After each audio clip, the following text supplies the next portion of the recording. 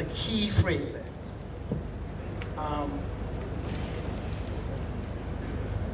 Now, the question that begs an answer is, where do you believe we are as a society? Should we invest our time, energy, and resources? Where should we invest our time, energy, and resources? Should it be improperly preparing to go into a union for the reasons, for the right reasons, by comprehending what is necessary to fulfill half of our faith, or to spend them on frivolous acts in disobedience to Allah, losing His blessings? These wedding extravaganzas, what are their origins? If they're not Islamic, why do we do them? Who does it benefit? It certainly doesn't benefit the bride or groom. Because when we leave the mosques or the homes after the nikah with the prayers, following the sunnah of Prophet Muhammad sallallahu alaihi wasallam, and then we say, let's have a reception. And when you sit at the reception, what's the first thing that comes in? Oh, the bridal trail. No, it's the mother's trail, first of all. The mothers come in dancing all the way there to their seats. Then you have the bride. Then later, after the goodwill messages and what have you, then you have, okay, the first dance, the mother's dance, that dance. Why is this wrong? It's most certainly not Islamic. And the amount of money we spend, if it is to bless a nikah, wallahi, you're better off donating that money to an orphanage or to an organization like this. You spend like 4 million naira on decorations alone. That ends in a day. Now we are told every penny we make, Allah will ask, how did you get it and how did you spend it? Did you spend that 4 million decorating that? We're not talking about the food, we're not talking about the gifts, we're not talking about all that. Just the decoration. What would be your justification to Allah for spending that money? When there are needy people all over the place, and there are needs that we can address. So to bless a union, if I want to spend money, let me donate it to a worthy cause where I know I'll get rewarded for it. And that nikah or wedding will be blessed. But how do I start a very pure act of ibadah, and then I dump on it bid'ah, for which is the sin, and then the mothers come dancing? For goodness sake. It's not a northern culture, I'm sorry to say. But over time, and this is where His Eminence's remark about culture being dynamic is worrisome. It can be dynamic in a progressive way, or it can be dynamic in a very retrogressive way. And what we've done in the North, and shame on us, we go borrow cultures of other people. Then we bring it here, trying to show the people where and why. That's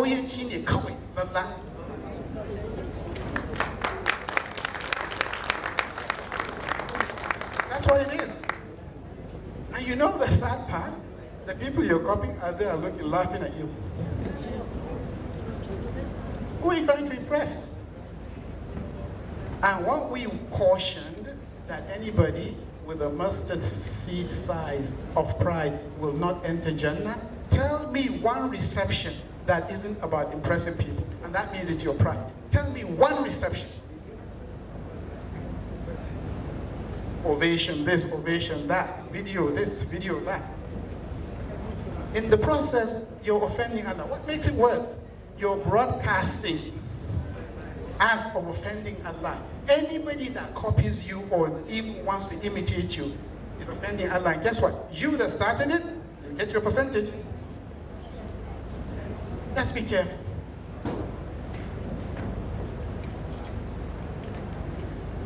When we got married, Mariam and I, inshallah, it'll be, I know there are people here older than, married longer than Mariam and I have, but September, this month, the 27th, will make it 30 years.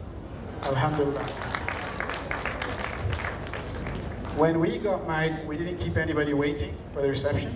You know what?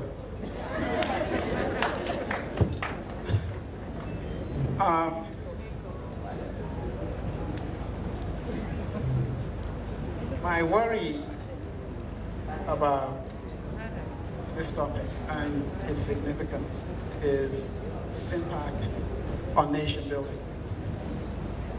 like I said at the beginning, the home is where the character building begins.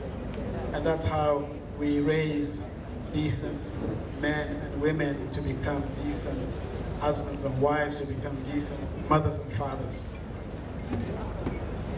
The problem we're having today with overemphasis on the superficiality of marriage and not on the substance has very, very dire consequences waiting for us. And like I said, we are already perhaps there, or we're yet to see it. But based on the counseling Mariam and I have been doing, that is what led to the establishment of the Marriage Academy and the Pre-Marital Counseling platform. We worked on this for 2 years because the level of divorces, crises, and toxicity, and the impact it's having on children, because we're also affiliated with New Horizons College, and the students seek counseling. And sometimes when you're talking to the kids, you almost want to weep because of the kind of dysfunction they're going through. That's why we delayed having children till we've gotten our act together. And you've seen the videos, I don't need to go into that, the journey we took, and then we had the kids. And today, alhamdulillah, we have the means to afford a cook and a maid. For about 10 years, I cooked, I cleaned,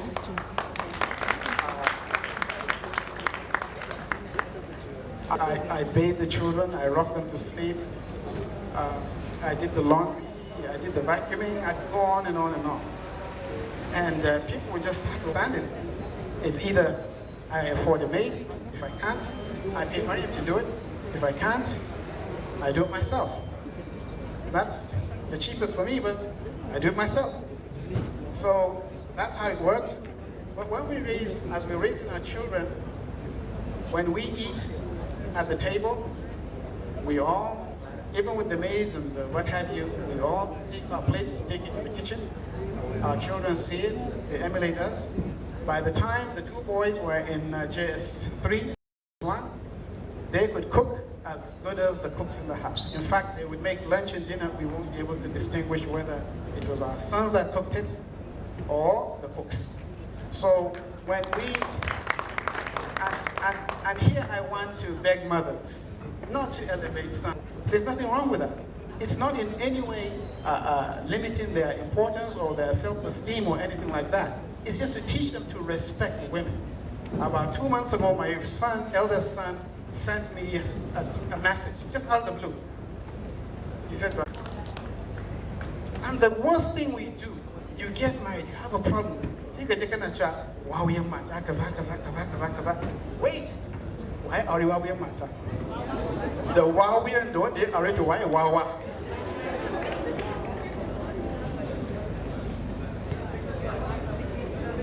Let's wake up to our responsibilities, because we seem to have a problem to tell each other the truth because we don't want to be ostracized. When the first video came out, I spoke at Sokoto, and Northern Hibiscus broadcasted this. A friend of mine called me with his wife in the car, and he said, I said, nah. He said, we formed the association. I said, okay, of disgruntled husbands. I said, okay. He said, why?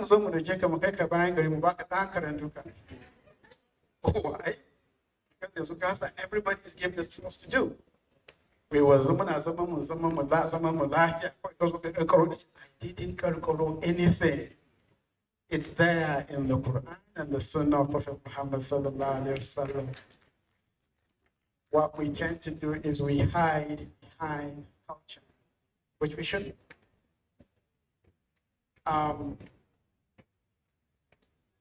At this juncture, I'd like to say, as I'm nearing the end of my presentation, that this gathering was preordained. As presenters, we shall be asked if we practice what we preach. You, listening, will be asked if you applied what was imparted to you. I beg you, please do not ignore that which will profit you in exchange for that which will destroy. Whatever you do not let regret be your constant companion. Whatever you do. But sometimes when we learn the mistakes we've made, it's way too late. And I tend to tell people, you cannot train, I want to use a sport metaphor here, you cannot train for a 100-meter dash when you're going into a marathon race. That is what marriage is. It is a marathon race. So be knowledgeable. Know your rights and responsibilities. Teach your wives their rights and responsibility. Teach your children those rights also, both male and female. Prepare them to be good husbands and wives, and inshallah to be good fathers and mothers, because ultimately you shall be rewarded for it. And now that you know, it's your responsibility to educate your loved ones, friends, relatives, anybody you come in contact with. It's an obligation. Now that you know, not just you practice, but you teach it. Try your best not to succumb to either family, peer, societal pressure. Remember that ultimately, you'll be the ones who Allah will hold accountable. May Allah, in His mercy, grant us light in our eyes on what we see, in our ears on what we hear, in our brains on what we think, on our tongue on what we utter, in our hearts on what we do, light to the right of us and the left of us, right in front of us, light behind us, light from the bottom of our feet. Oh Allah, make us all light. I'd like to once again thank Culture Diamond Support Network for organizing this conference. I'd also like to apologize to anybody I may have offended. May Allah, maybe some people are not happy with me right now, but I'm used to it. Forgive me wherever I may have heard. Assalamu alaikum wa rahmatullahi wa barakatuh. Wa alaikum salam wa rahmatullah. Thank you so much, Dr. Khairan. Thank you so much, sir. Please, another round of applause for our keynote speaker.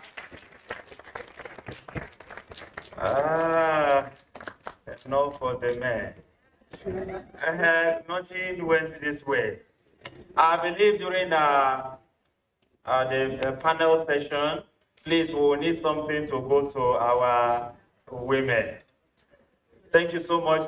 Please, I want to recognize a member of our Board of Trustees here, Ustaz Abu Jibril Abdullahi Musa Abdul, Ken Abdul. Ken Abdul, recognition for you. Thank you so much. And ladies and gentlemen, we have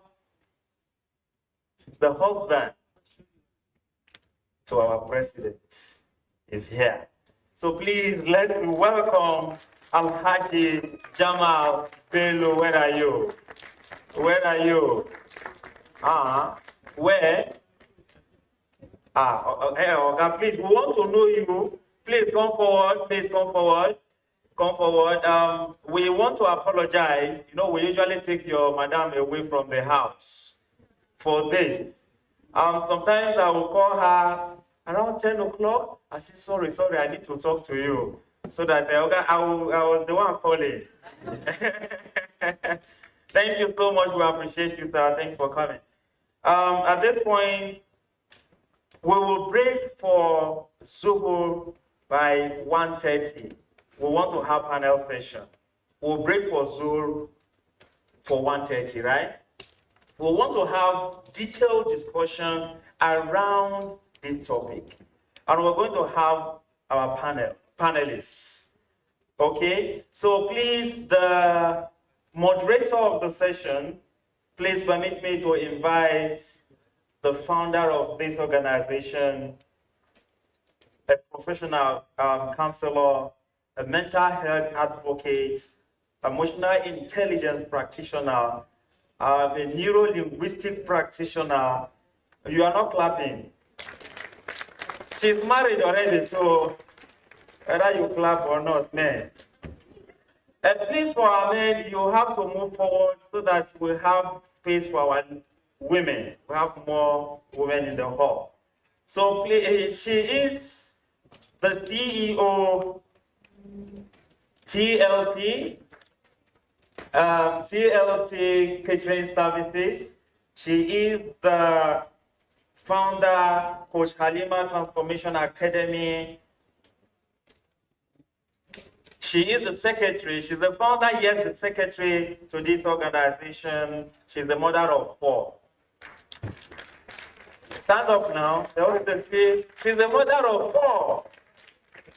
Yes. So please join me as a welcome, amiable, elegant, beautiful Coach Halima Abubakar.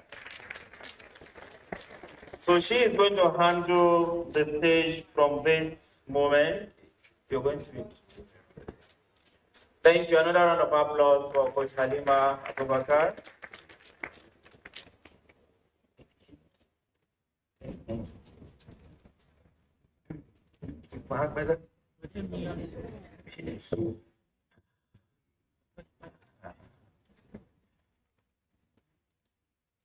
Thank you.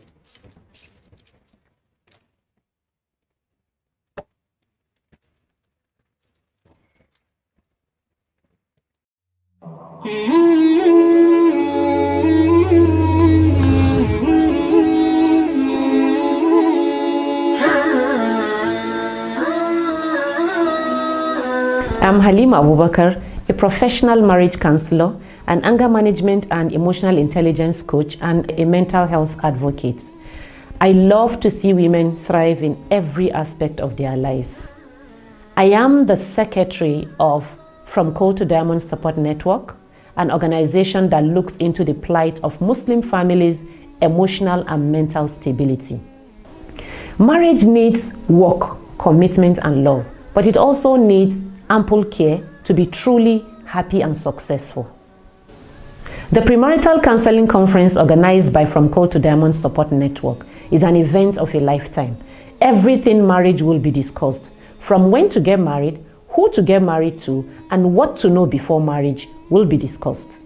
Seeing marriages excel and the youth of today knowing what to do in their marriages, knowing their roles and responsibilities is very important to us, and it is very dear to our hearts. If you're tired of seeking advice from the wrong places and making mistakes over and over again, then this conference is for you. If you're already in marriage and you seek to be better, then this conference is also for you. Attend the Pre-Marital Counseling Conference come September 4th, 2021, and let's talk about marriage. See you there. Who have realized that it is important for us to give back to the Ummah. We sit in our offices, we get people coming in to talk to us about marital issues, parenting issues. And we found it really disturbing that a lot is going on in our society today.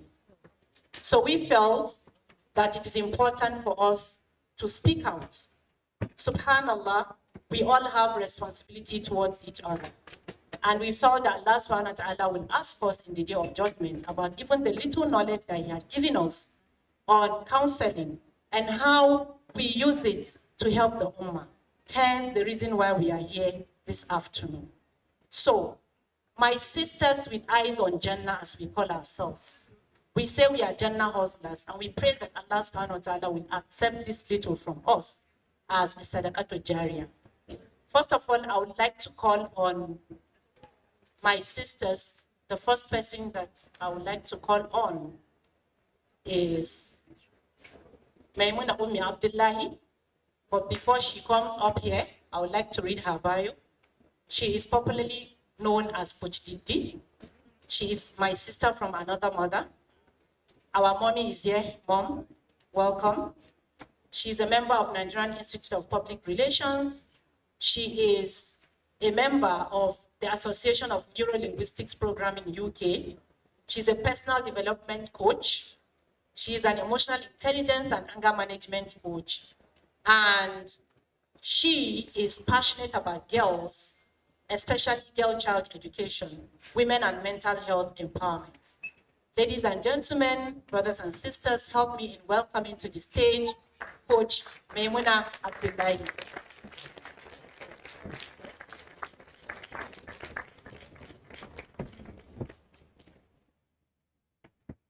And the next person I would like to invite to the stage, my sister, subhanallah. When I see her, I feel like Allah sends us on an errand together.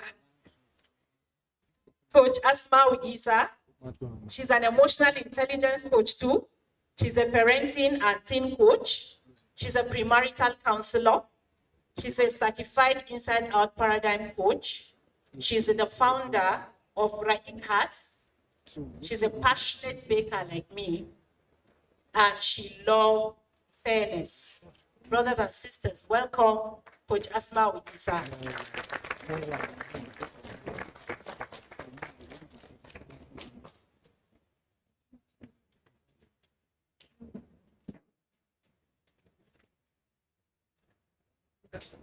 The next person I would like to invite to the stage is another of my sister with eyes on Jannah. Her name is Sister Mariam Wandu. She's a transformational and relationship coach. She's also a marriage counselor. She is the founder of the Muslima Affairs. She's an NLP master practitioner too. She's a CBT coach, CBT cognitive behavioral therapy. She is a mental health first aider, and she's also passionate about learning, traveling, and serving humanity. Ladies and gentlemen, help me in welcoming to the stage Coach Mariam Wandu.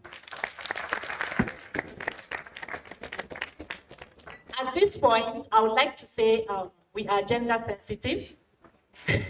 So I would like to call on two very respectable men.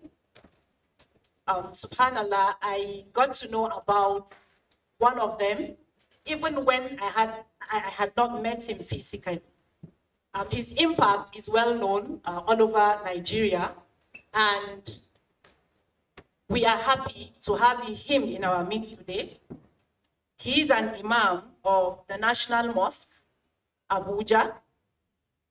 He is the founder of Al-Burhan Islamic Awareness.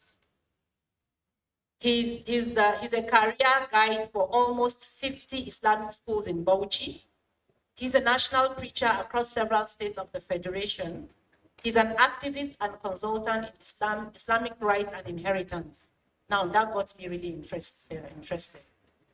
A first-class graduate of ATBU in Bauchi, and his hobbies are learning and teaching. Brothers and sisters, he's happily married.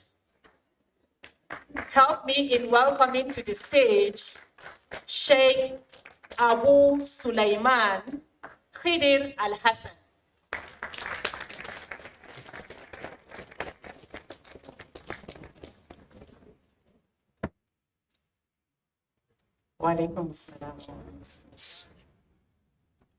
And the last but not the least, this conversation is actually going to be very interesting.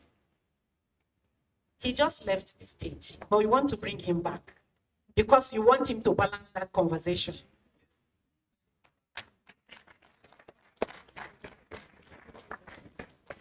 His achievement, one of his major achievements in life is that Allah subhanahu wa ta'ala has granted him a successful marriage, and he has raised 2 sons. He is passionate about justice, especially when it is social justice. He plays tennis. Well, I don't want to mention that he wrestles with his wife, even though he accused my friend that she was the one that wrote it. Brothers and sisters, help me in welcoming Al-Haji Malam Sheikh Saeed Tapuma.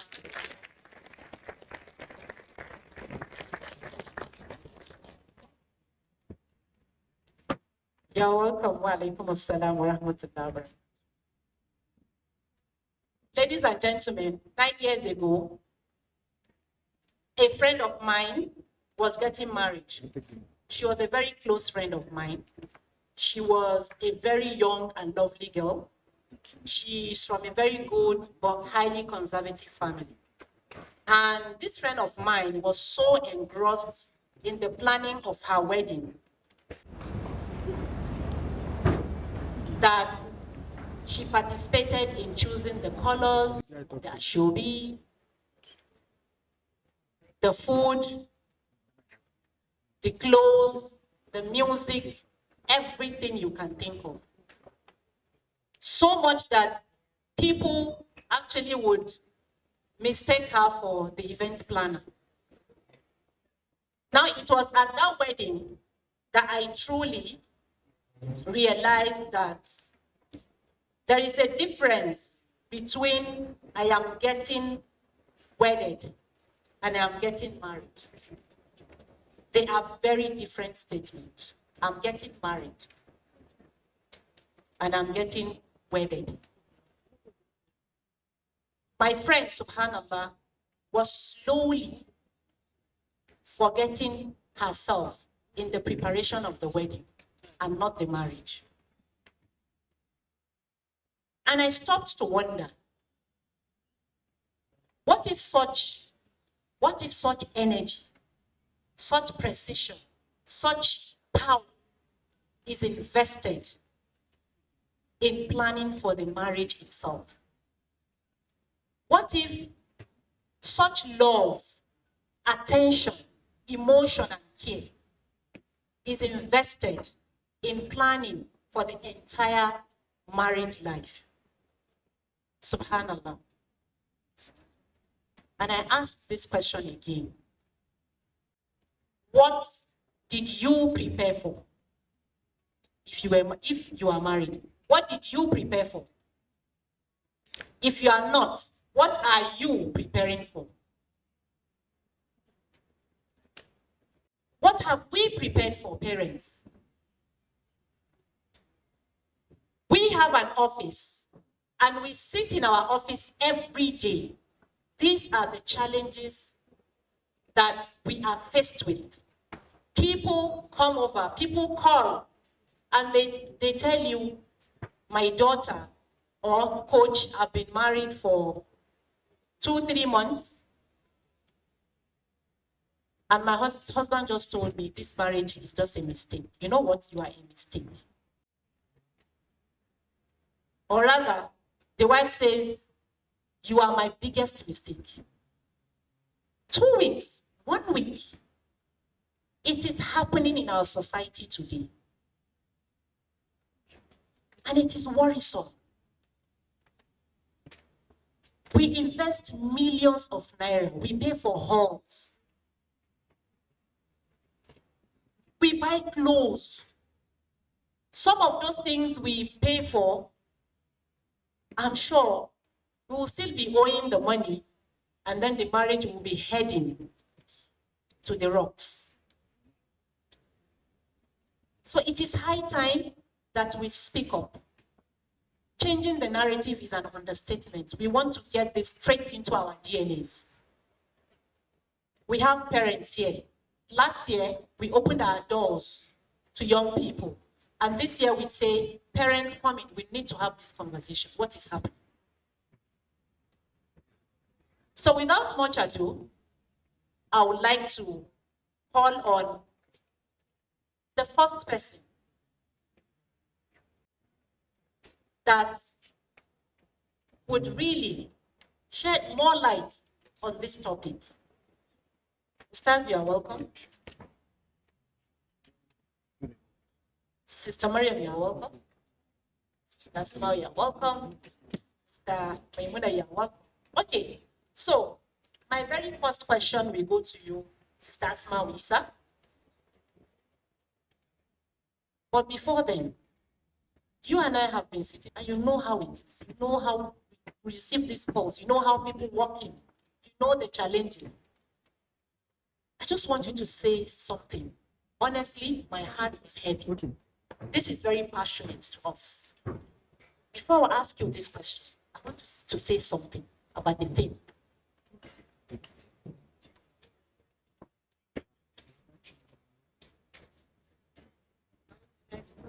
The mic is no. Nah, the mic.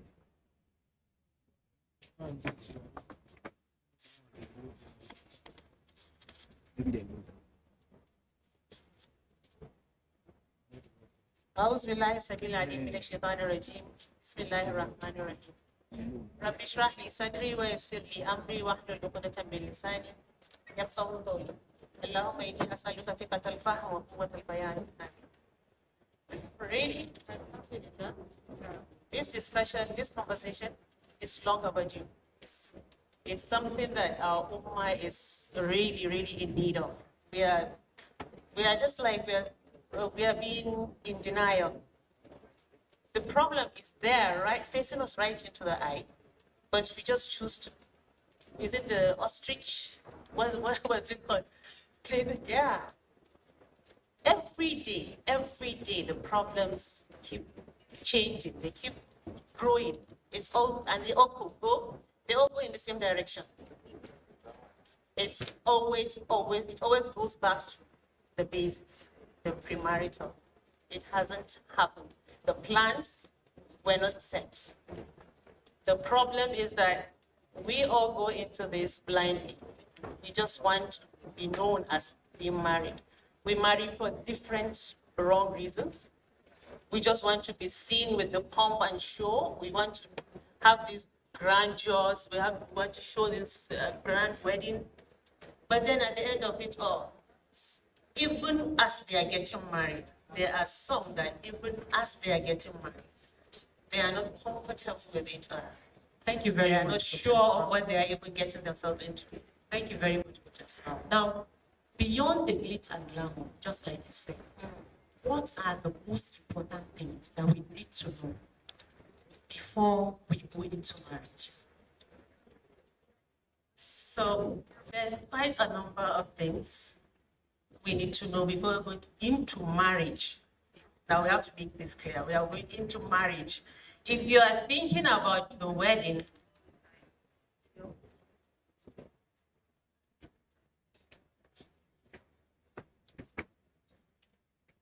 if you're thinking about the wedding, your mind.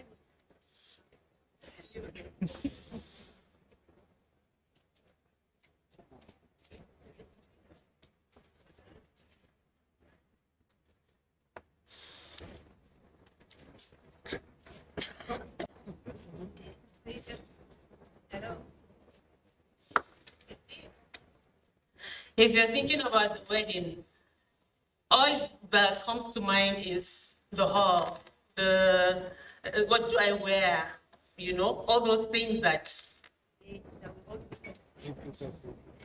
The thing is, the marriage itself has a lot of preparations to be made.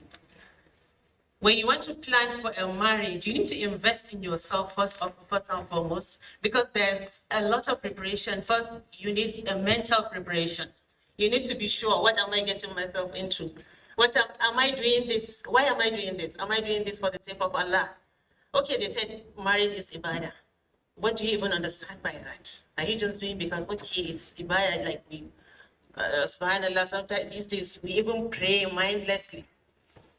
Every other act of ibadah we tend to do that way in today's world. Are you renewing your intention? Do you even know what you are getting into? What's your why? So those are the mental preparations you need to plan. You need to get ready before you get there. And then there are other aspects of the mental preparation, which include knowing your personality, doing the personality assessment, knowing the personality of your spouse, understanding how to handle each other. Those are the times that that you begin to understand that, okay, so this is how women are, or is this how they think? Because I had someone during the counseling thinking, oh, really? Because you couldn't tolerate what she was thinking or what she was seeing then. But when he got to understand that, okay, so this is a personality thing, and women are wired differently, you know, he started to understand. You need to know your values. You need to know the values that you want to raise your family in. The values that you want to raise, you want to build your family in. Then there are things that you need to also do, like health checks. These health checks, when we say health, the first thing that comes to mind is HIV, right? Hepatitis. There's also mental health. Yeah. There's the genotype. The genotype that, in fact, I would implore everyone in this hall to know their status, their genotype. Because it's not when you are deep in love that you go for genotype test and they tell you, you're AS, she's AS, and you're like, cover. You have to find a way out. In many cases, they don't just think of another way out. There's drug tests, like my brother said. All those symptoms he was mentioning earlier, there are things that we need to look out for in our spouses. Because today is not, even the women are into drug abuse. Oh,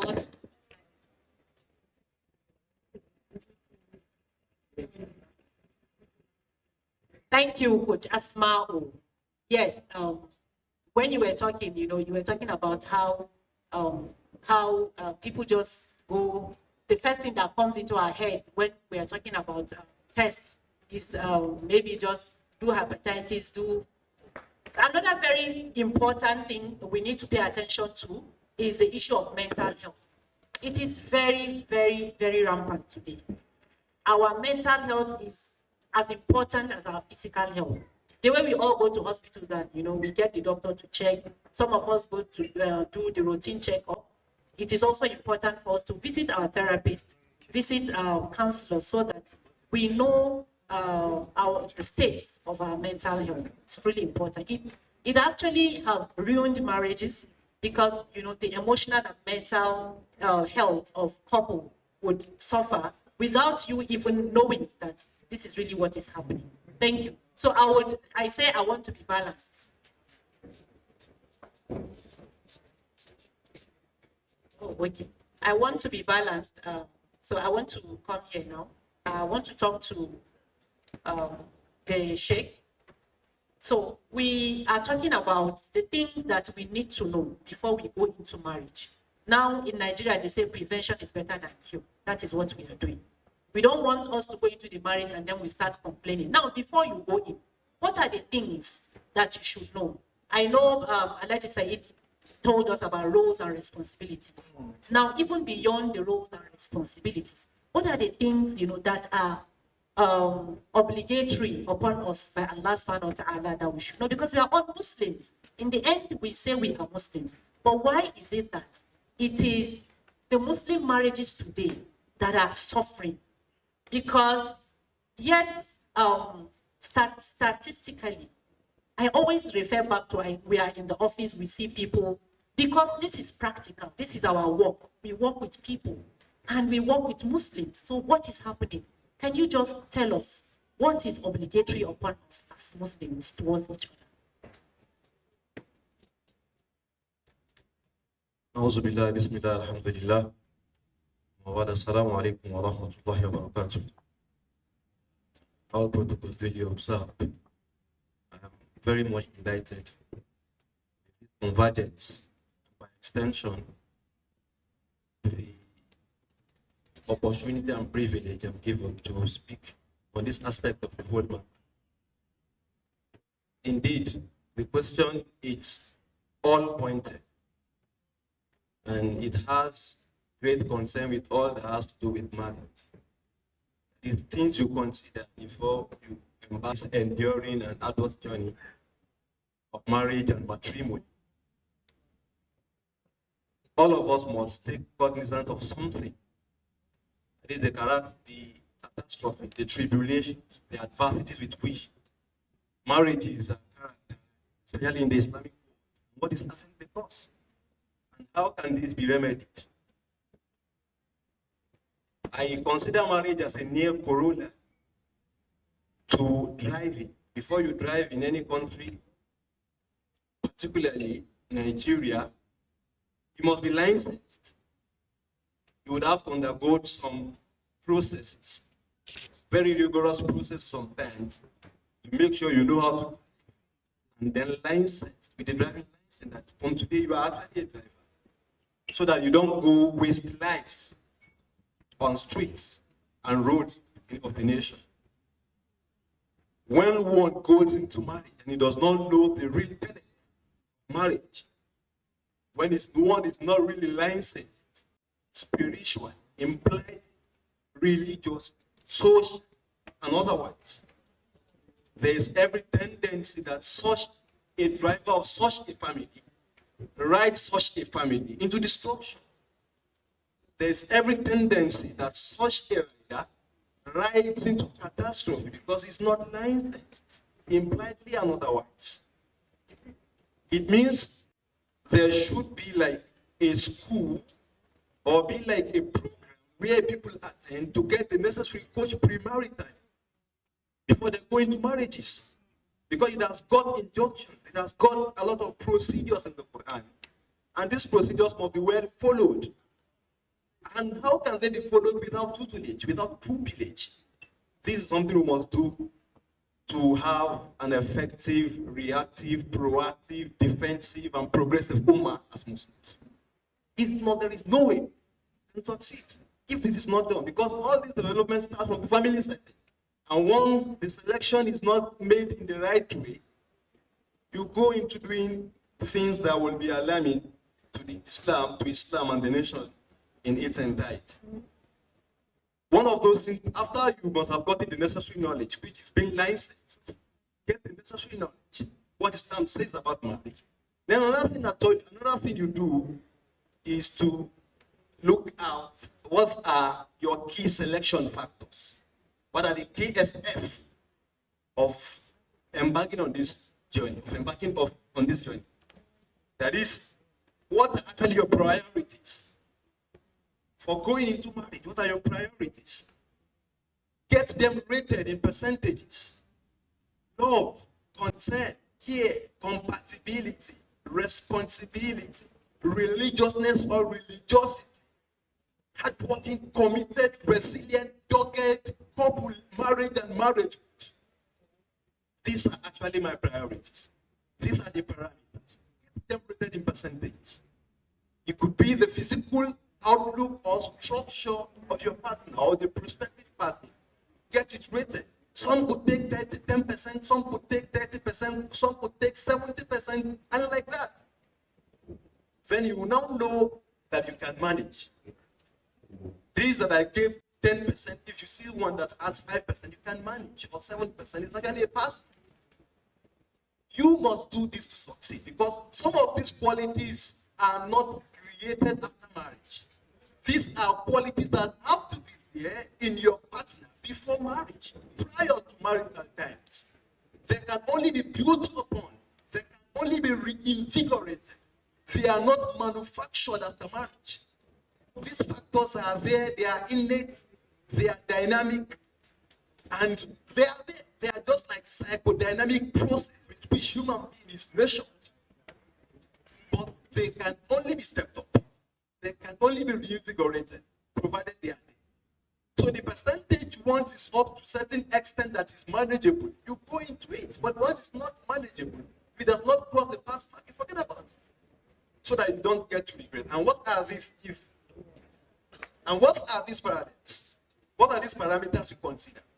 Number one is actually the religiousness of such a person. Islam said people go into marriage because of 4 things, and he said he is telling us to go for the greatest, the one that has gotten the greatest factor, greatest importance among those factors for which people go into marriage. And he said that is the person's religion. If one comes dating and time of prayer comes and the person stays with you without even going for prayers, you should know that this person who is able to forget his creator can forget you someday, sometimes. For a lady, one who forgets Allah subhanahu wa ta'ala at time of prayers, he continues to discuss, talk, lengthily without even remember that time of prayers has actually come. It means such a person could be forgetful of you. If he can forget his provider, this is one of the things you consider. And it means that person is not religious enough to the extent that you can consider for matrimony or marriage. That is number one. Number two, we talk about compatibility. Allah has designed it in this way that one who is Muhammadic will always get one who is Aishatic. If you must get Muhammad sallallahu alaihi wasallam, then you must be Aisha. If you must get Aisha radiallahu anha, then you should try to some extent at your reach and limit to be Muhammadic. If you must get Aisha, you must Muhammadize. That is it. And if you must get Muhammad, you must Aisha. One person needs five facade. And so that eventually, if you do all this, well, if you want to get Muhammad, how do you Aisha? Sometimes it starts from your knowledge of understanding about what you want to go into. What is your background about it? And at the same time, your lifestyle. One who wants to get Aisha, who wants to get Muhammad as a lady, will try to what? Make sure she salatizes. Would make sure she Quranizes. Would make sure she has good habits. Would make sure she hijabizes. Would make sure she does not go the other way, Celine Dionizing, Jennifer Lopezizing, Rihanna. MashaAllah. Try to do what? Aisha think to some extent so that you can get Muhammad. MashaAllah. And if you get Muhammad, both of you will be Jannatized or be Jahannamized. This has always been our standard as Muslims. This should be our standard. Prophet Muhammad sallallahu alaihi wasallam and Aisha radiallahu anha, a very perfect matrimony, a very perfect marriage. Today, Prophet said he loved Aisha radiallahu anha so much because of the compatibility. There was a time Prophet called Abu Bakr radiallahu anhu when they had some hiccups, which is always unavoidable, but settled amicably eventually by couples. He had some hiccups with Aisha and he decided to invite the father Abu Bakr radiallahu anhu for settlement. And the father came and Aisha said, Prophet asked Aisha that should I talk first or you would talk? And Aisha said, you should speak, but don't say anything except that which is true. And Abu Bakr radiallahu anhu was not happy. He was pissed off with this statement of Aisha, his daughter. Aisha, why would you say this to Prophet? Why would he lie? And he was trying to stop Aisha radiallahu anha, and Prophet held his hand and said, we have settled ourselves. Please, you can go, you can go, you can go. MashaAllah. Jazakallah khairan, Ustaz. Jazakallah khairan. We'll come back to you. We are so much interested in how we can Aishatize ourselves so that we can get Muhammad and we'll get Jannatized, inshallah. Thank you. Okay, so talking about how we can become the Aishas so we can attract the Muhammadans, inshallah. I would like to come to Coach Maimuna Abdullahi. I want you to talk to us about our mindset. It's really important because I think it is the issue of our mindset that pushes us into the kind of elaborate weddings that we spend money to have and not concentrate on the journey itself, which is the journey that could lead us to Jannah, that is marriage. What kind of a mindset do you think we should have as Aishas that we want to be in order for us to have peace and tranquility in our marriages?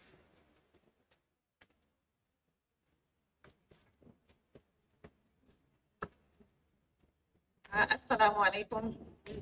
You know, for a minute, I thought of the fact that Ustaz spoke, Coach Halima spoke, and Coach Asma spoke, and they started with a dua. And then I was thinking, oh my God, what dua am I going to say? Because they are the Ustaz. And that brings me back to mindset. You see, ordinarily, if you hear people, because other people always try to emulate other people. And I told myself, Coach, did you respect yourself? You are a student of learning. So I would just say, Bismillahir Rahmanir Rahim. Now about mindset, let me share a short story. My first daughter is 13 years old. And my friend told me, Ummi, how many things have you bought for Zara now? Zara is 13 now. Coolers, spoons, cups, flasks. I said, I have bought nothing. And said, in fact, I have never even thought of buying something for a 13-year-old. I have not even thought about getting married anytime soon. Inshallah, she will, but it's not something I think about.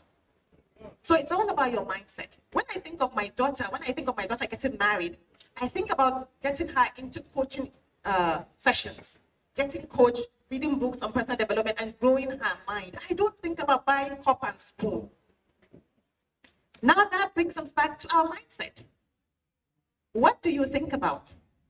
Most parents, we were dispensing the other day, someone who went to Turkey and UK and spent $100,000 to prepare for a wedding.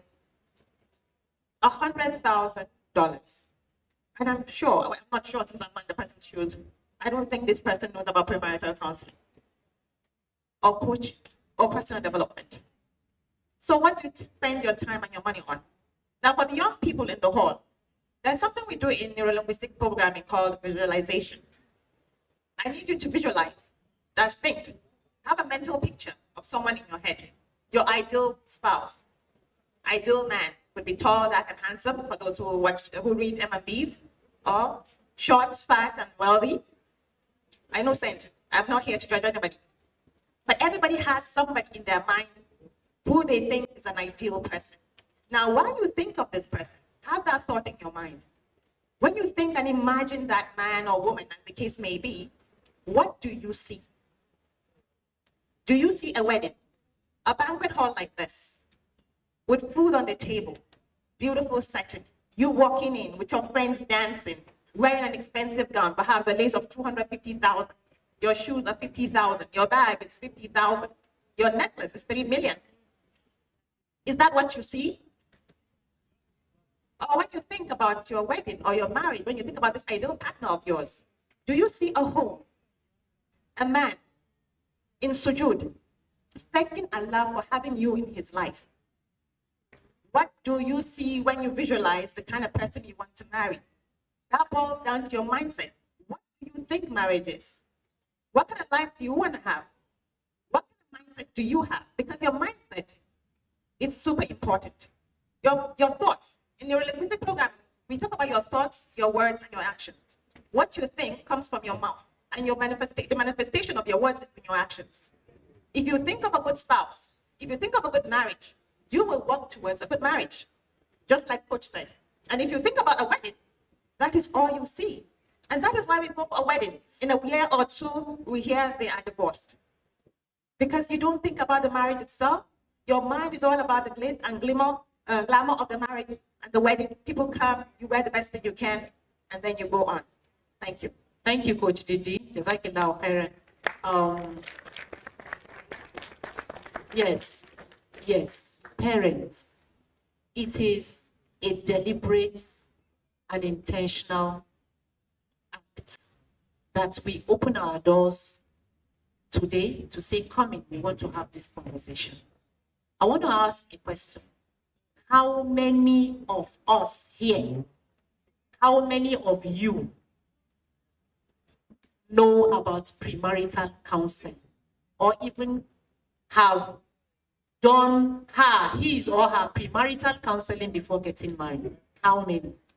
How many of you supported premarital counseling? You see? You know, there was a time someone told us that, I will not send my daughter to do premarital counseling. Why? Yes, because, you know, her friend did and the marriage never worked out. Subhanallah.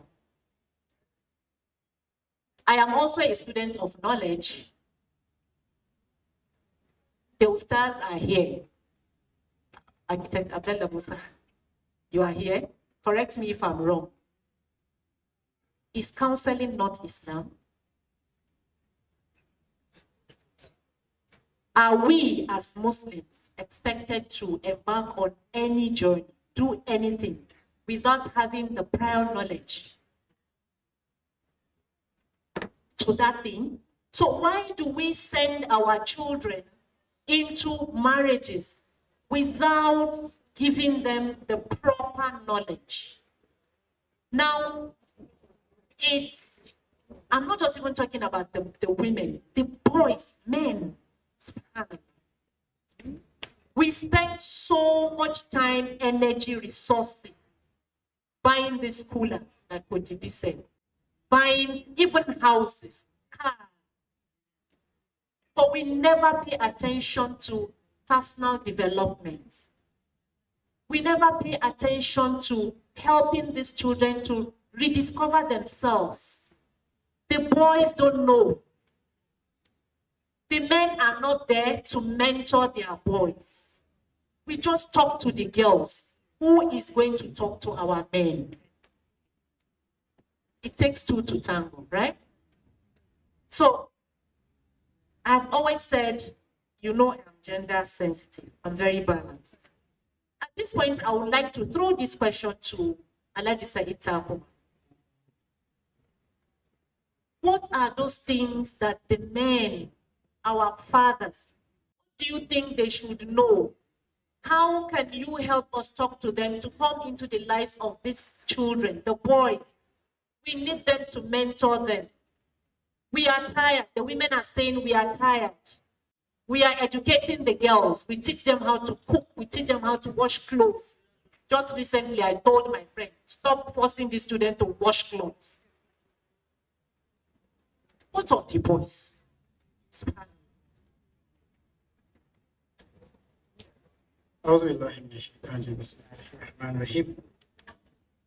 am a product of polygamy. Through my father's lifespan, he was married to 7 women. So I've witnessed divorces. But one benefit I got is my father was way ahead of his time. He would sit me down and we'll have discussions on the challenges that the family was facing. And he gave me the liberty to ask him piercing questions. And I would ask him if an act was tradition or religion. And he would smile and say, it's tradition. Then I would ask, would you expect me to do that? He'd say, no, you should not do that. You asked a question. You cannot give what you don't have. We should ponder on that. When you say a father should do this, does he know what to do? When you say a mother should do this, does she know what to do? There's a problem fundamentally with the way we teach Islam in this country. We start reading the Quran, then we go to memorization, then maybe tajweed and so on. In most countries, you start in the language you're comfortable in learning the meaning of the Quran first, in your local language, your dialect, so you know each verse, what it means, its significance, why it was revealed, when it was revealed. Then at the same time, you're studying Arabic. After that, you go to Hadith, then Sirah, then Fiqh. In our world, memorize, we win competitions in Quranic reading. How well do we know the Quran? To grasp the message and to teach it the way it ought to be taught. To understand our roles and responsibilities as fathers, as husbands, as leaders of society. To understand the implications of failing to fulfill our obligations as fathers and as husbands. How well do we know it? When we come to lectures, we quote the verses and so on in Arabic, translate it. How often do we live it? The Hadith, which is the walking Quran, how often do we practice it? Now, when my father was telling me earlier, and I'm talking primary, secondary school, I then started questioning myself. And I'll go very quickly back to some of the questions you asked. You have to know your own flaws, your own shortcomings as a human being and work towards fixing yourself before you try fixing somebody else.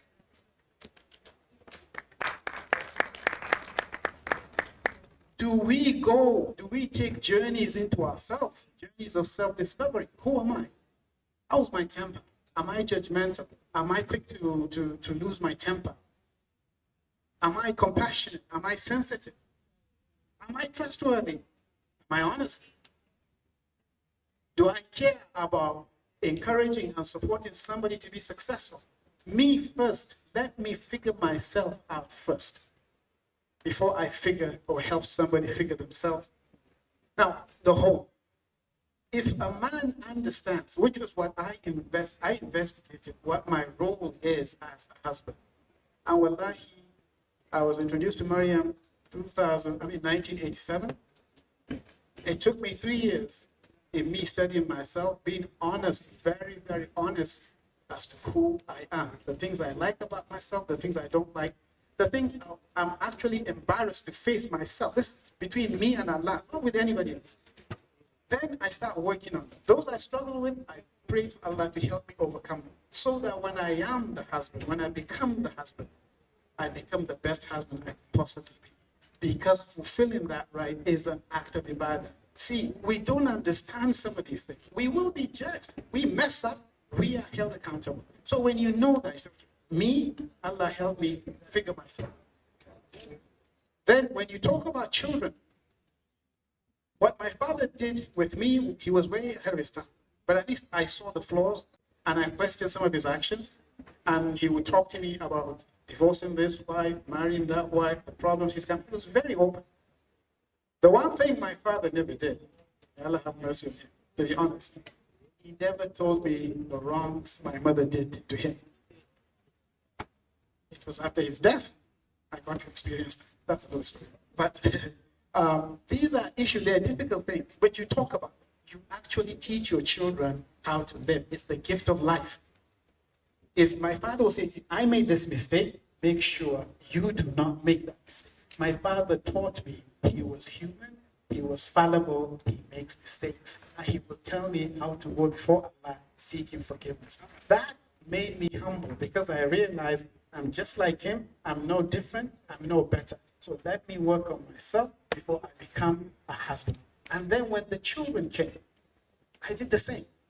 I beg men, talk to your sons, talk to your daughters. Give them the gift of life. Tell them you're fallible. We have a culture where you dare not lift your finger and say, Baba did wrong, Mama did wrong. It's as if they are perfect. I don't do that. But how do you deal with your own imperfections when you know you must have inherited it either from your father or your mother? How do you teach your children not to be like you? Not to be like their grandfather? We have a responsibility. It's difficult to face this, but wallahi, until you are able to look at your parents and say, they messed up here. They are human. They made a mistake there. They are human. Allah, I pray you forgive them. Allah, I pray you guide me not to become like them. You don't condemn them. They're human.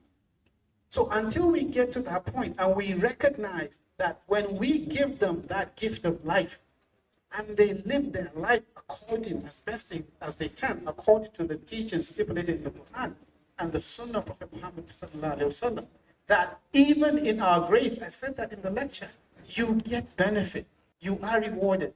I keep reiterating this, we are all going to die. What's the point, Hamu, to raise a child with bad habit, bad value? Everything is wrong. You're in the grave, you can come back and adjust and make things right. And you're there, you're going deeper and deeper, subhanAllah, into Jahannam. Let's not forget, Prophet Muhammad sallallahu alaihi wasallam said, the most clever of believers is he who remembers death often. The most clever of believers is he who remembers death often. Then they asked him, who is the wisest of the believers? He said, Sallallahu said, the one that prepares for death. Are we preparing for death? We're preparing for big weddings. Someone talked to a parent who was buying, among the things she was buying, she was buying 5 sets of coolers for $250,000.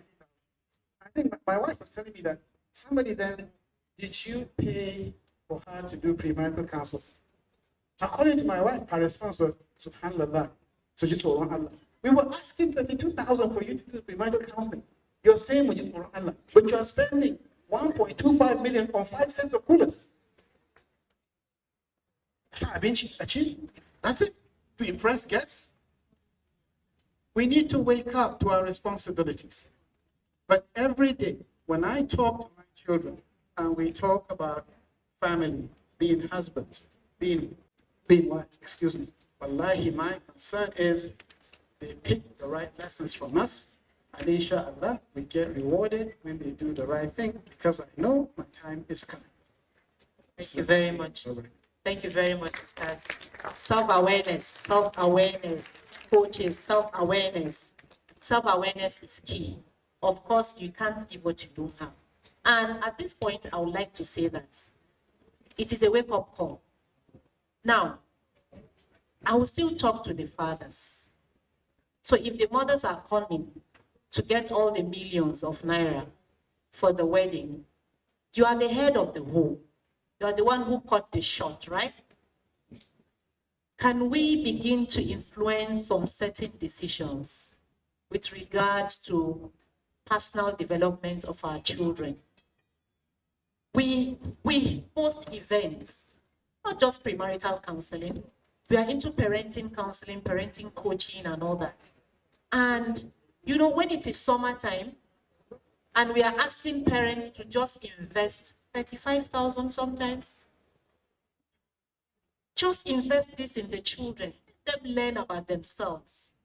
Let them learn etiquette, values, national values, their personal values. And parents just say, it's either we are traveling here, we are going there. Subhanallah. Didn't we learn that we are all shepherds? That Allah subhanahu wa ta'ala will ask us about our flocks in the day of judgment. So will we go and stand and talk about our journeys to Turkey, to UK, to America? It is not by accident that we have the Imam Maliks, the Imam Ahmad. Investment was made. People sacrificed their time, their energy, their resources to see that you and I benefit from the knowledge that they share. I was just signaled that we may be going for Zuhur. I want to say that this conversation can continue. Can we break for Salah and come back? Because we want to entertain questions. We want people to talk to us. We want to know how can we help. So if we go, is Ustaz, are we okay? Can we break?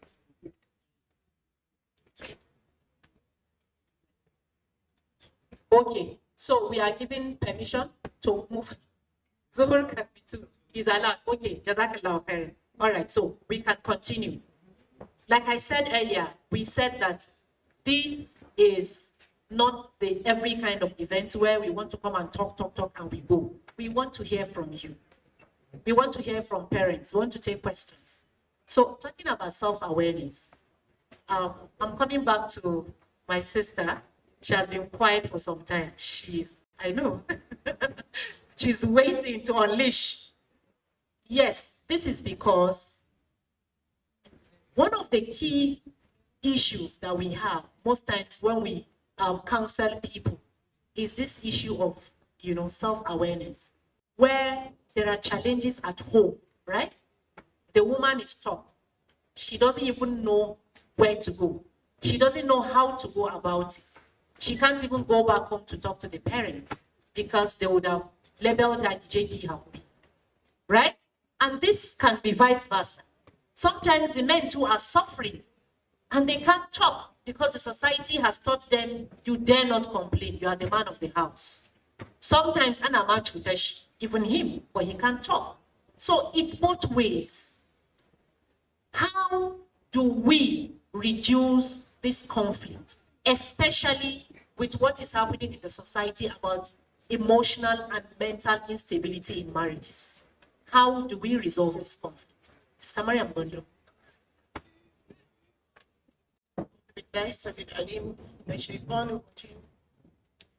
بسم الله الرحمن الرحيم رب اشرح لي صدري ويسر لي امري واحلل عقدة من لساني يفقهوا قولي.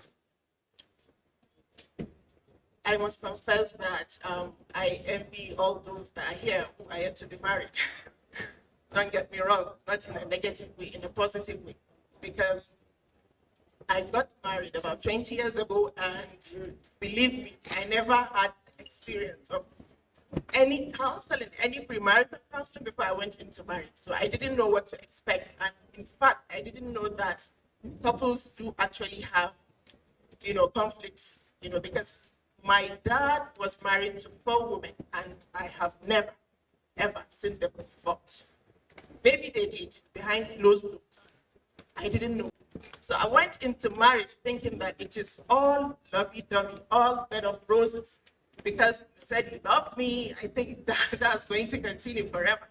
And even though I had sisters, I never had any one of them come back home to complain that this is my problem and that is the issue. I've never had that experience. So I was in shock the first time I had, an experience in marriage with crisis, and I didn't know what to do. I was confused. I didn't know, how to handle such problems in marriage. So I didn't even understand that, these problems are normal.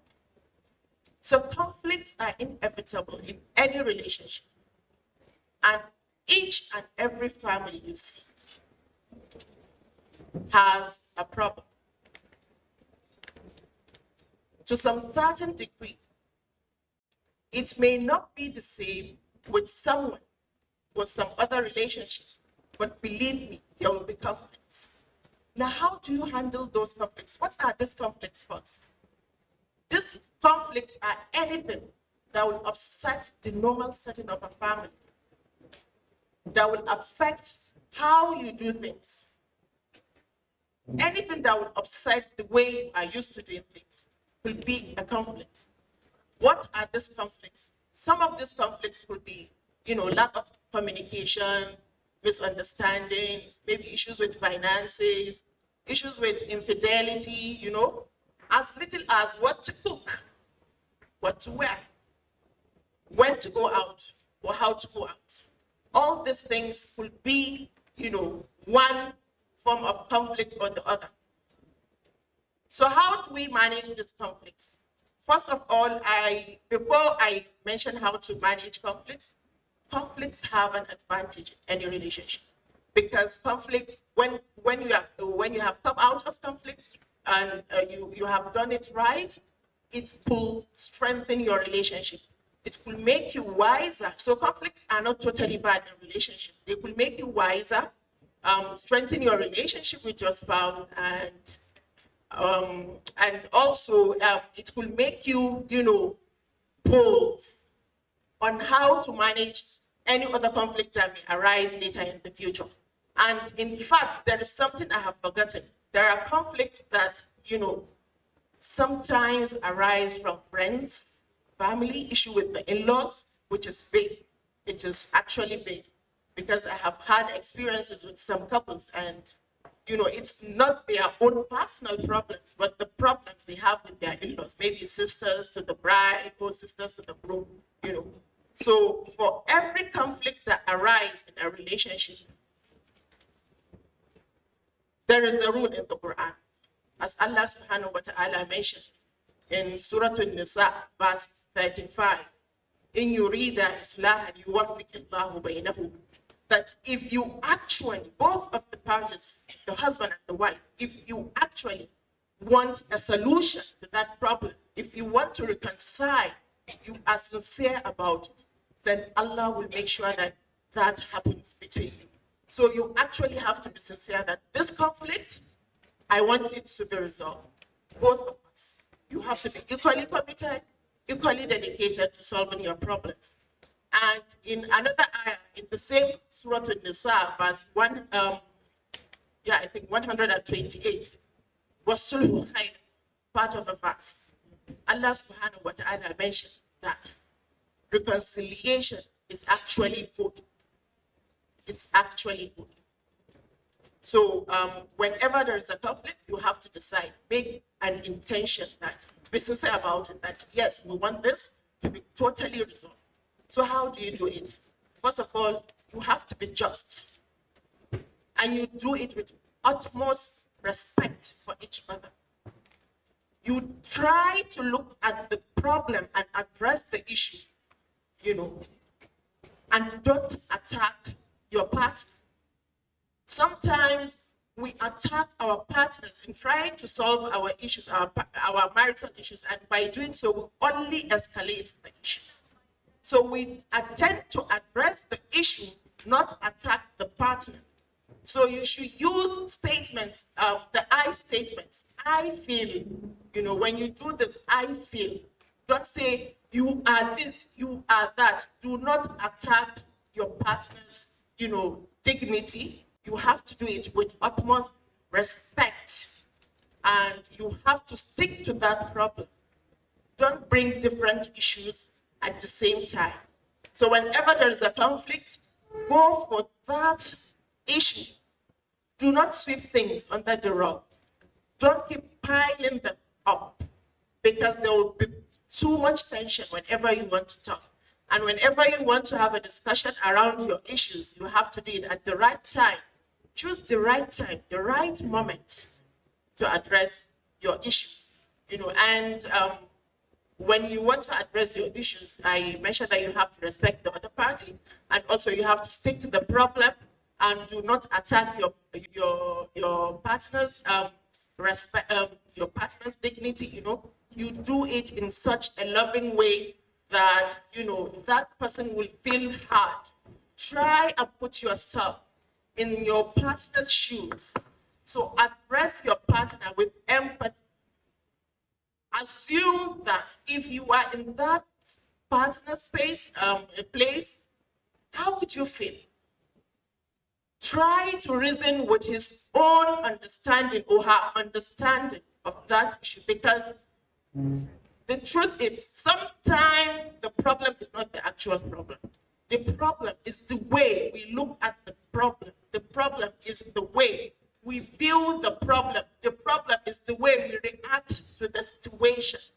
And we do this based on where we're coming from, based on our experiences in life, based on our experiences in life, and based on our perception about life and about marriage, about this situation. You understand? So you have to, give your partner the benefit of the doubt when something has happened. Try to understand, There are so many things I would like to add, but Coach Halima is not allowing me.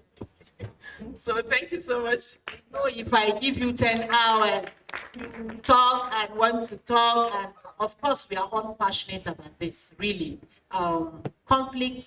Sometimes conflict is good, it's healthy, because like she said, there has to be a conflict sometimes for you to even know each other, for you to know how to navigate the marital journey more. So some conflicts are, and I was discussing with my sisters one time, and I said, truly, Mariam's story is not really too different from what a lot of us, faced. Many times, yes, we all went into this marriage without knowing that nobody counseled you. And I always say that, look, mothers, stop buying all those food stuff. I will still say this. All the bags of rice, beans, oil, everything, ayangara, is too much. Stop buying it. We are buying this gara, we take these things to the children, and some other mothers will buy the turimi and tabaria, and they will tell you, go and pound yam for your husbands. Really? Nobody will tell you what you should know about marriage. Most of us, we learned from experience. We learned on the job, right?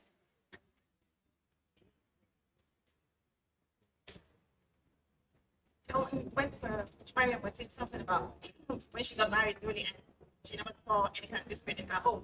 I remember when I got married newly, and when you get married newly, the honeymoon phase, when you're upset, your husband comes all over you and says he's so sorry, So I thought it was something that was going to go on forever. So I'll get upset, he'll come after me and pet me, and I'll feel good about it. Then one day I got upset, and I stormed out of the sitting room, and he didn't come for me. It shocked me. I waited 5 minutes. He didn't come after me. 10 minutes. He didn't come. I went back. Did you see I'm angry? He said, hey, you're angry.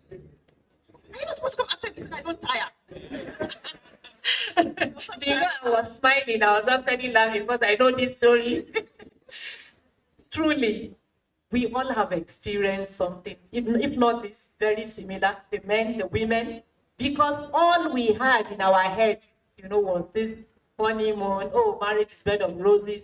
So when they're even telling you, Kijeki Haburi, even the Haburi is not sinking. I mean, how am I on earth are we going to have problem with this person? Because we love each other. But like she said, it is inevitable. If it is anger, it's an emotion. We are humans. We cannot run away from it. But what we are saying in Call to Diamonds is, please get to know the reason why you're doing this. Know your why. If your why is strong, honestly, success is inevitable. Your marriage, inshallah, would be like the Aishas. You will become the Aisha who will attract the Muhammad. I love that. I love the words, really. So I'm coming back to Sheikh before we take questions. There is this thing, Sheikh, that is bothering us women. I'm talking on behalf of women. This is because these are one of numerous questions that we get, that we are faced with in the office, in the center, really. Why is it that women have this notion that the admonition in the society, in our society, is one-sided?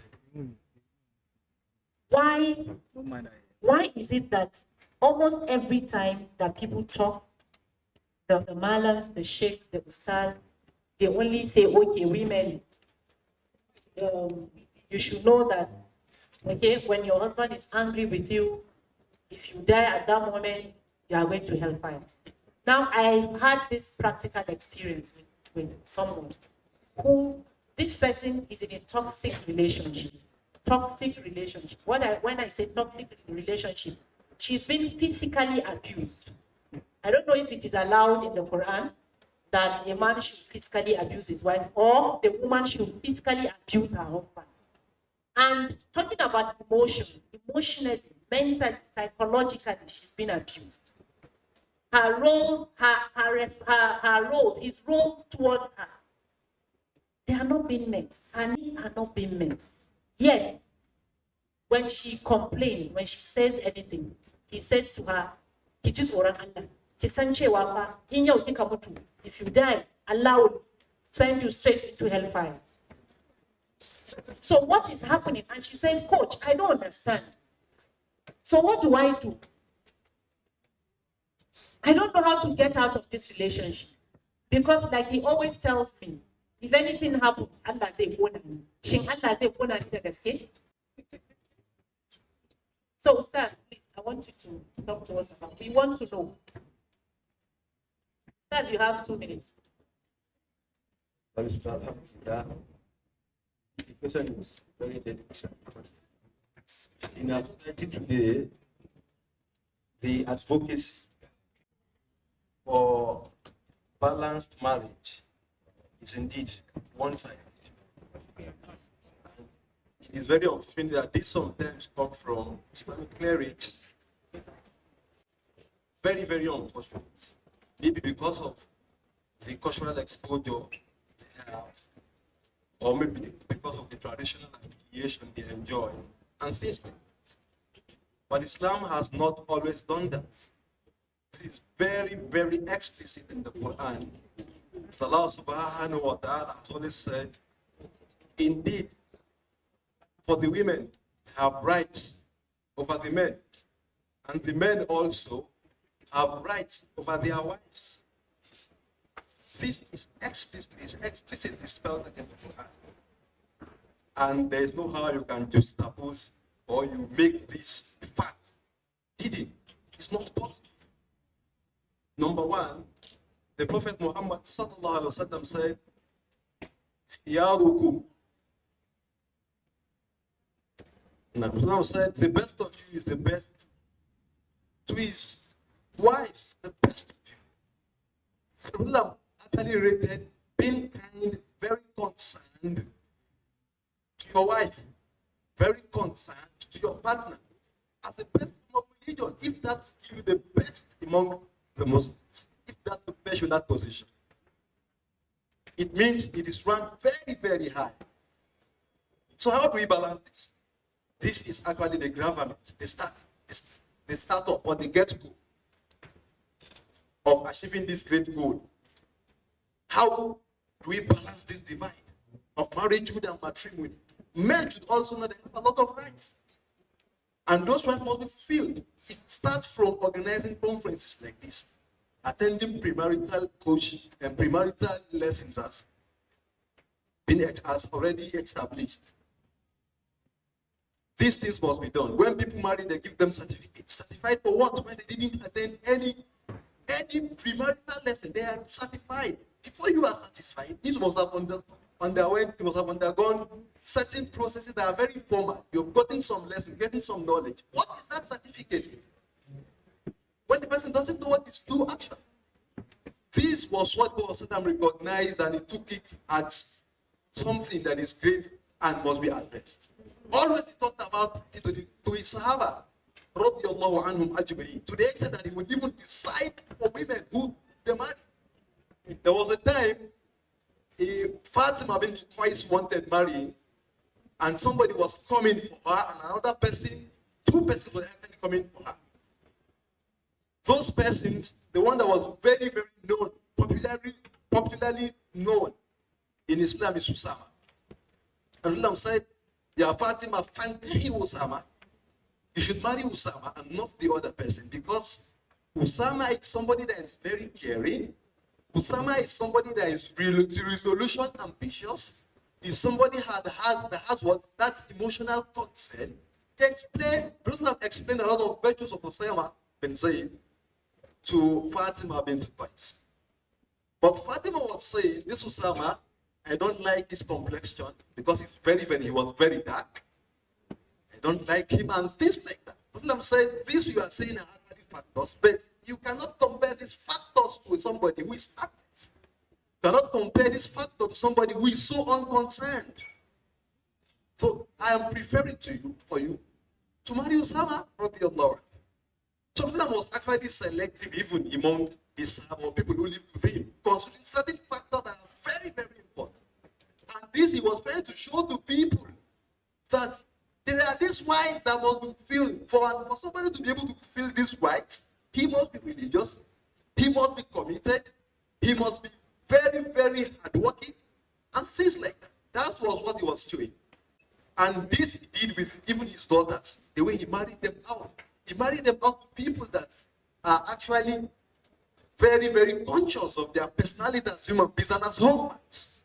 All the husbands he got for his daughters were people who were very, very responsible. To show that, yes, it is people who know those rights. It is not people who celebrate. They celebrate what they know as they come up or grow up to be husbands. You should get a wife who would be a great celebrity, who knows how to dress very well, or who will attend occasions and actually attract countenance and attention with her micro-skimpy skirts, spaghetti tops, mumpy trousers, and to mention better few. This has already been the notion of person with regards to marriage, a matter as serious as this. So this divide must be balanced. How can it be balanced? Through this type of premarital push. Continuous advocacy. Continuous advocacy. This advocacy must be a continuum. It mustn't be stopped if we must get a progressive ummah as Muslims. Thank you very much, Jazakallah khairan. We have so much to talk about today. In fact, we are yet, I know the anchor is going to talk about something. There's something very important. There's something we are trying to unleash. There's something we are trying to reveal to you today, inshallah. But we truly want to go for Salah. Then we'll come back. Then we'll take questions. We still have some other people coming now.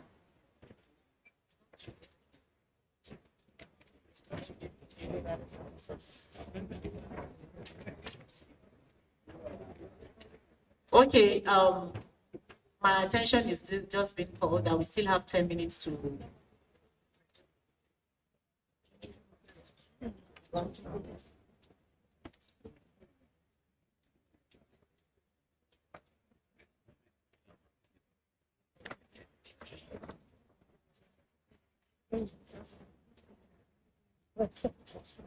Sorry, my attention is just being called. Good. Okay.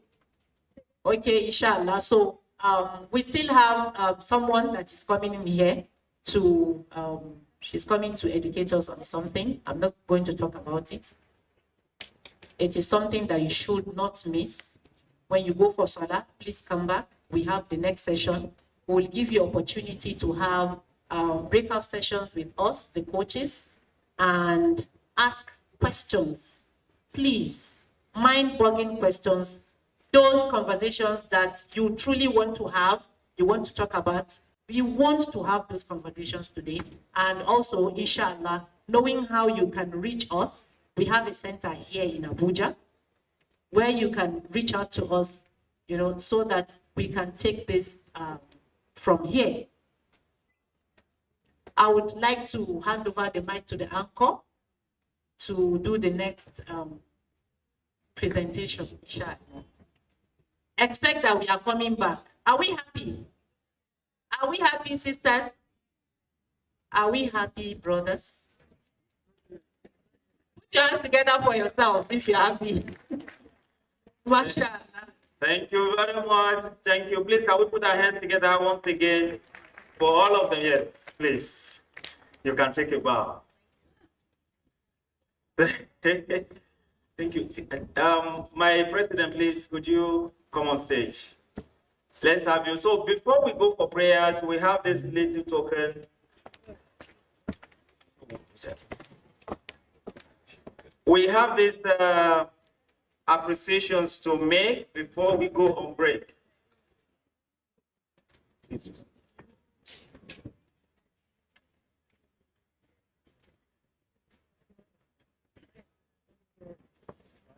Please permit me to invite our chief hosts, Hajia, Her Excellency, Hajia Munira Marwa, to please come forward to help us with this presentation to Her Excellency, Hajia Amina Namadisambo. It's a little token from this organization to say thank you for your support.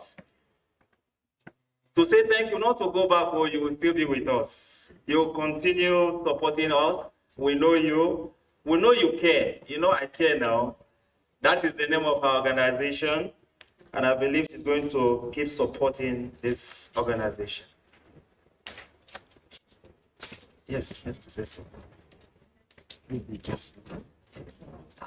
Your Excellency, my sister and my Armenia, Hajia Amina Namadisambo, on behalf of Bolter Diamonds, I'd like to present this award to you for your immeasurable support to the Ummah in different categories of activities that you do through iCare, through Darren Nahim, and other activities that you do. Thank you so much for supporting Bolter Diamonds. Thank you so much for your presence. May Allah continue to reward you. May Allah continue to uplift you. And may Allah give you a Jannatul Firdaus, inshallah. Thank you very much, Your Excellency. Thank you very much. NDLE.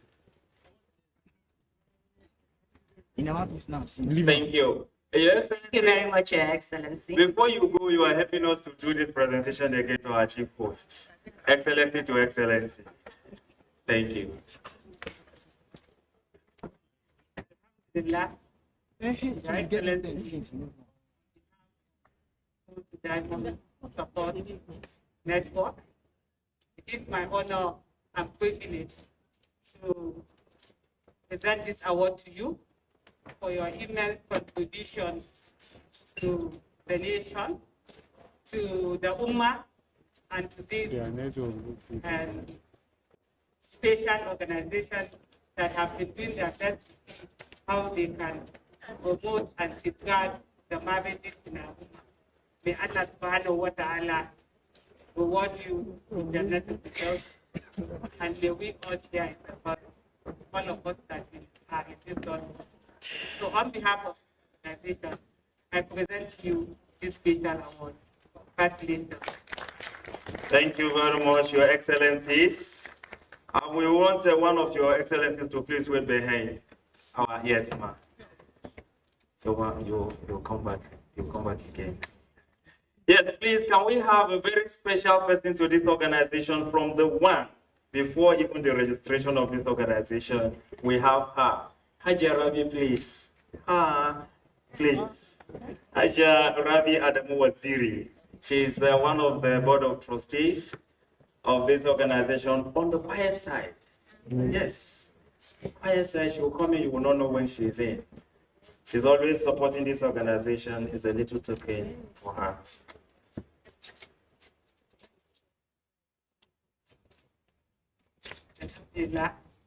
On behalf of The second time support network, it is my honor and privilege to present this award to you for your support. And I pray that this award will not spoil, but it will ginger you to be the shining supporter of this organization. May Allah subhanahu wa ta'ala reward you abundantly with the next result.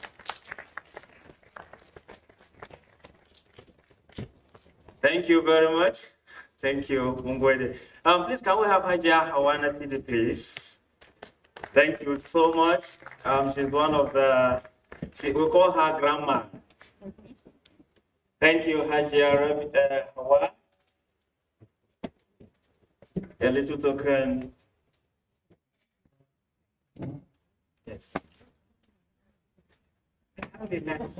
On behalf of this organization, on them on network, it's a privilege for me to present this award to you for your outstanding contribution and immense support to the development of this organization as a BOT member. May Allah subhanahu wa ta'ala reward you with the next result. Congratulations.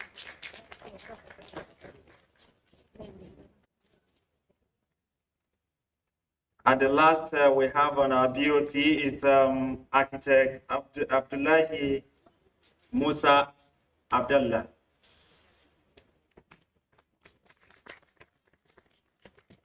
Thank you. We call him Pen Abdul. Yes.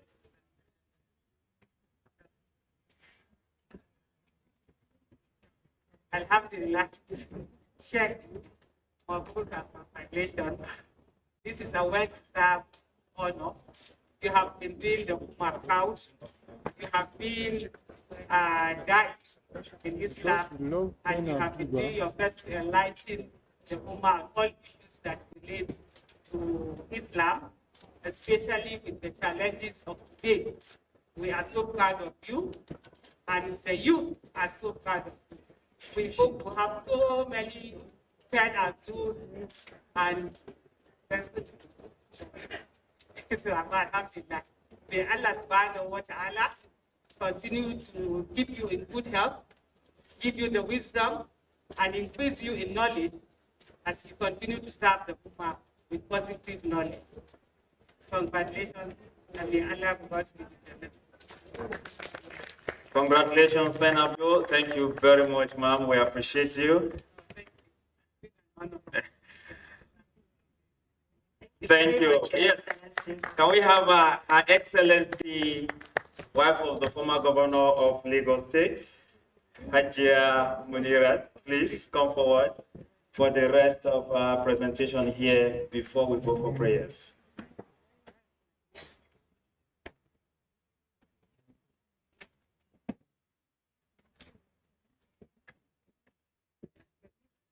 Yes, our guest of honor, AIG Aisha Abubakar Shoma. Officer, you will come and salute. So this is AIG. Quick. Go for the